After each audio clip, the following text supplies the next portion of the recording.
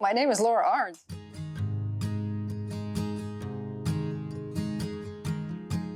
So today I'm just going to make a small sample bead to show the general process for how we do this work. Most of the time the things we'd be making would take much longer than what I'm going to show today. This is just going to be a quick demo. So in my right hand I've got a glass rod here. I'm warming it up in the flame. And in my left hand I have a stainless steel rod. We call it a mandrel. It's got some coating on the end of it that's going to allow the glass to release from the metal after I'm done making the bead. So I'm getting that warm as well.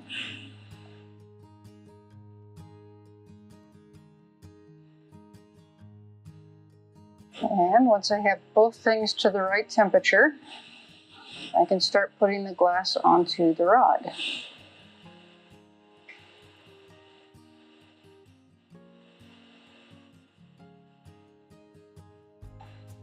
So if I wanted just a small sample bead, I would stop right here. That would be a very small little spacer bead that you might use in jewelry. But I'm going to make something a little bit bigger than that.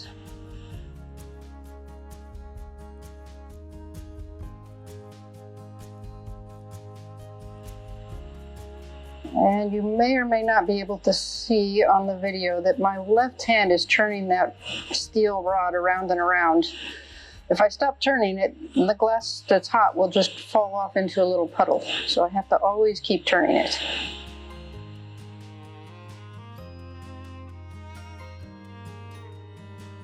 Okay, so I'm letting this cool off just a little bit. I can do some shaping on it.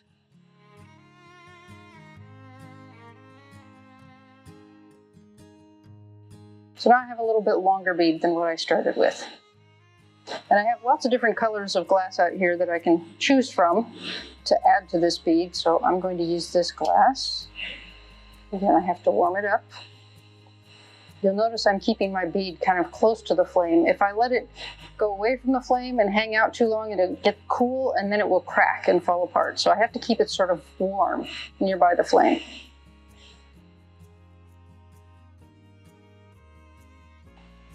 Okay, so I'm going to add a little stripe of this purple sparkly kind of color.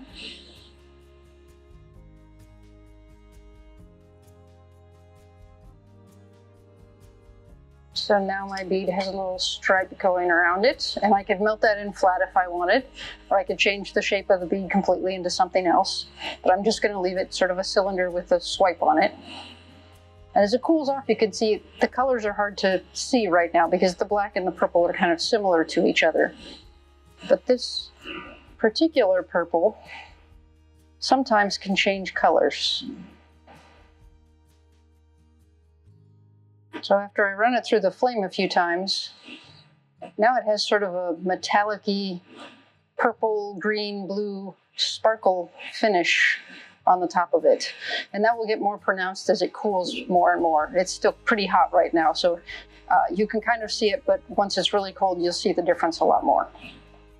So at this point, I can continue adding things onto this bead if I wanted to, or I could say this bead is finished.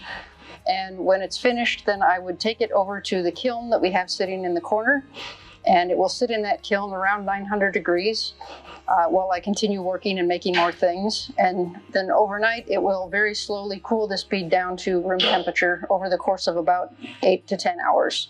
And then once it's cool, I can take it out, I can pull it off of this mandrel, and it will have a hole through the middle. Now it's a usable bead for making jewelry.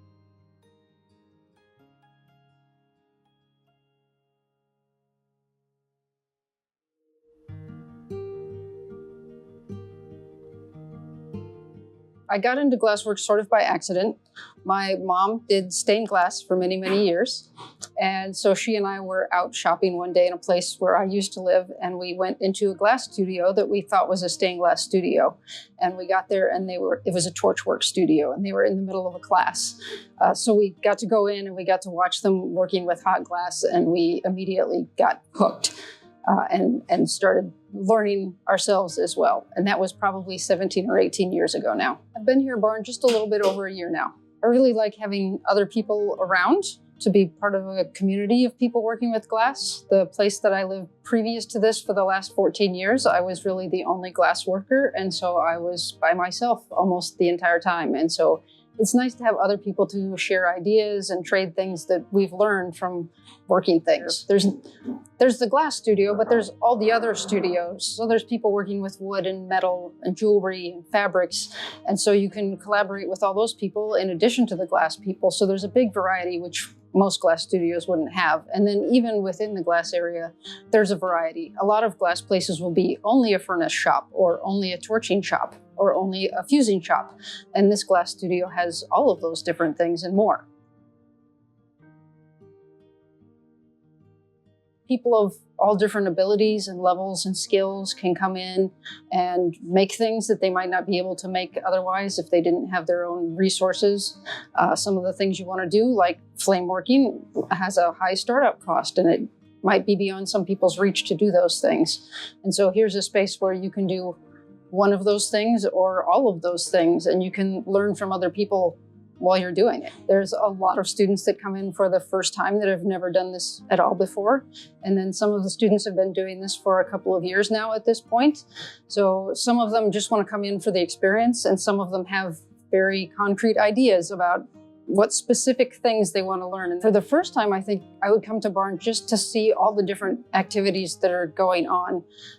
There's the first Tuesday show and tell in the evening, and I went to one of those, and I learned about all kinds of arts and crafts that I didn't even know existed until I went to that show and tell meeting.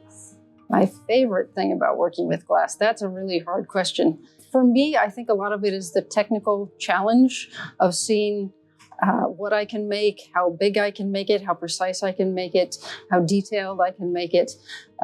What are the limits of what the glass can do, and how close can I get to those limits and make it do what I want.